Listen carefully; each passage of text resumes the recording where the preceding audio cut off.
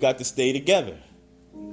We've got to stay together and maintain unity. You know, whenever Pharaoh wanted to prolong the period of slavery in Egypt, he had a favorite formula for doing it.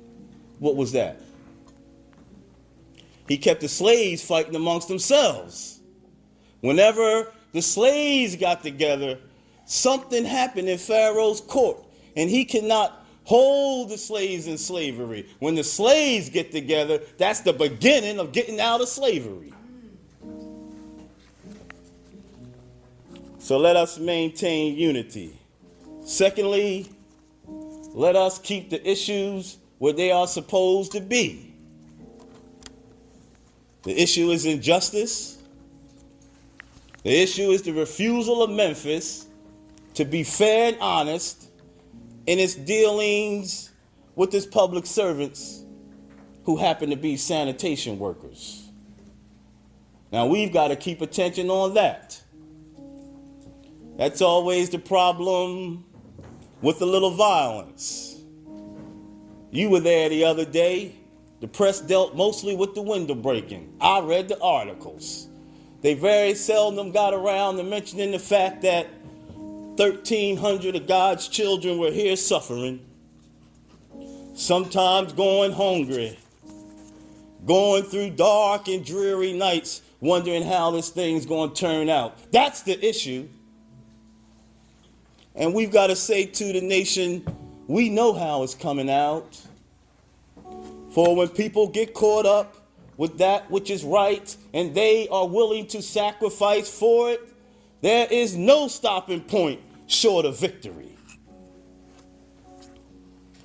All we say to America is, be true to what you said on paper. If I lived in any totalitarian country, maybe I can understand the denial of basic First Amendment privileges because they haven't committed themselves to that over there. But somewhere I read of the freedom of assembly. Somewhere I read of the freedom of speech. Somewhere I read of the freedom of the press. Somewhere I read that the greatness of America is the right to protest for right. So just as I said, we aren't going to let any dogs or water hoses turn us around. We aren't going to let any injunctions turn us around. We're going on. And we need all of you. You know what's beautiful to me? Is to see all of these ministers of the gospel. It's a marvelous picture. For who is it that is supposed to articulate the longings and aspirations of a people than the preacher? Somehow, the preacher must have a kind of fire set up in his bones, and whenever injustice is around, he must tell them. I'm always happy to see a relevant ministry, because too often the preachers aren't concerned about anything but themselves. And I'm always happy to see a relevant ministry. It's all right to talk about long white robes over yonder and all of its symbolism. But ultimately, people need some suits and dresses and shoes to wear down here. It's all right to talk about the New Jerusalem. But one day, God's preachers must talk about the new New York, the new Los Angeles, the new Chicago, the new Philadelphia, the new Memphis, Tennessee. Now, this is what we'll have to do. Now, the other thing we'll have to do is this. Always anchor our external direct action with the power of economic withdrawal. Now, we are poor people. Individually, we are poor. When you compare us to society in America, we are poor. Never stop to forget that collectively, that means all of us together, collectively, we are richer than most nations of the world. We have an annual income of more than $30 billion a year, which is more than all of the exports of the United States and more than the national budget of Canada. Did you know that? That's power there if we know how to pool it. See, we don't have to curse and go around talking bad with our words. We don't need any bricks and bottles. We don't need any Molotov cocktails. We just need to go around to these stores and to these massive industries in our country and say, God sent us by here to say to you that you're not treating his children right. And we've come by here to ask you to make the first item on your agenda fair treatment where God's children are concerned. Now, if you're not prepared to do that, then we too have an agenda that we must follow. And our agenda calls for withdrawing economic support from you.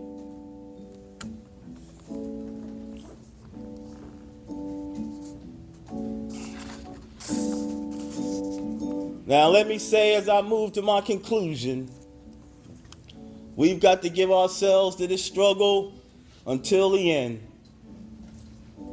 Nothing would be more tragic than to stop at this point in Memphis.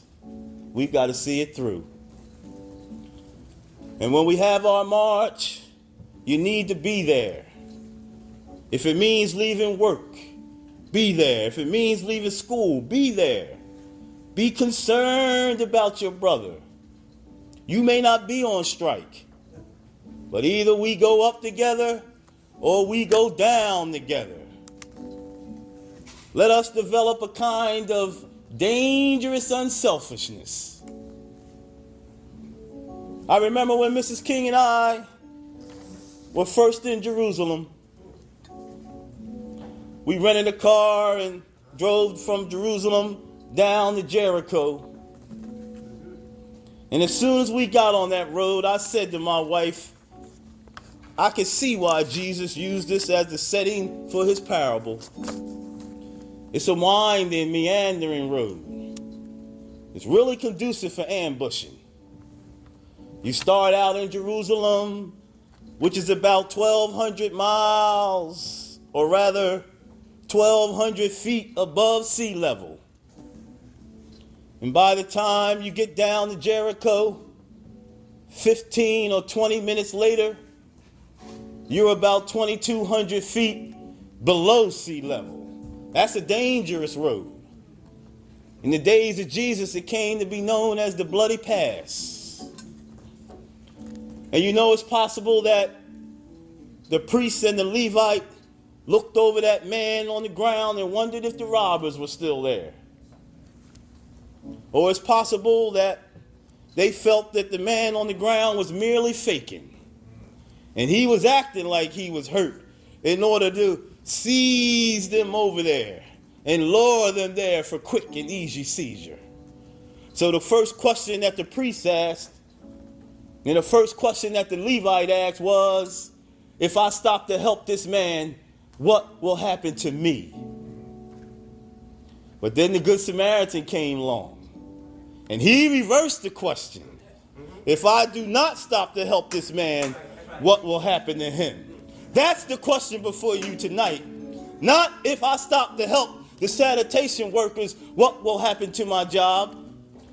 Not if I stop to help the sanitation workers, what will happen to all the hours that I usually spend in my office every week and every day as a pastor.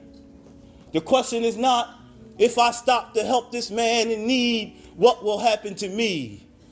The question is, if I do not stop to help the sanitation workers, what will happen to them? That's the question tonight. So let us rise up tonight with a greater readiness. And let us stand with a greater determination. And let us move on in these powerful days, these days of challenge, to make America what it ought to be. We have an opportunity to make America a better nation. And I want to thank God once more for allowing me to be here with you.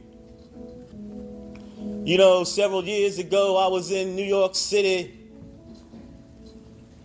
autographing the first book that I had written.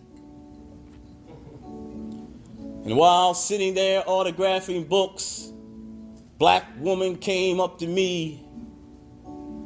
The only question I heard from her was, "Are you Martin Luther King Jr.?" And I was looking down writing, and I said yes. The next minute, I felt something beating on my chest. And before I knew it, I had been stabbed by this demented woman. I was rushed to Holland Hospital. It was a dark Saturday afternoon. And the tip of that blade had gone through, and the edge was on the edge, and the tip of the blade was on the edge of my aorta, the main artery. And once you puncture that, you drowned in your own blood. That's the end of you. Well, it came out in the New York Times the next morning that if I had merely sneezed, that I would have died. Well, about 4 days later, they allowed me, after the operation, after my chest had been opened and the blade had been removed, they allowed me to move around in a wheelchair in the hospital. And they allowed me to read letters that came in from all over the states and the world. Kind letters came in. I've read a few, but there's one letter, I'll never forget it. I received a letter from the President and the Vice President of the United States. I've forgotten what those telegrams said. I received a letter and a visit from the Governor of New York State. I've forgotten what that letter said. But there was another letter. Came from a young girl, a little girl who was a student at the White Plains High School. And as I looked at that letter, I'll never forget it. Said simply, "Dear Dr. King, I am a 9th grade student at the White Plains High School." And she said, "While it should not matter, I would like to mention that I'm a white girl. And I've read in the newspaper of your misfortune and of your suffering. And I read that if you had merely sneezed, you would have died. So I'm simply writing you to tell you that I'm so happy that you didn't sneeze. And I too tonight want to say that I'm so happy that I didn't sneeze. Because if I had sneezed, I wouldn't have been around here in 1960 when students from all over the South started sitting in at lunch counters. And I knew as they were sitting in, they were really standing up for the best of the American dream and taking the whole nation back to those great wells of democracy dug deep by the founding fathers in the Declaration of Independence and the Constitution. If I had sneezed, I wouldn't have been around here in 1961 as we decided to take a ride for freedom and end desegregation and interstate travel. If I had sneezed, I wouldn't have been around here in 1962. Black people from Albany, Georgia, decided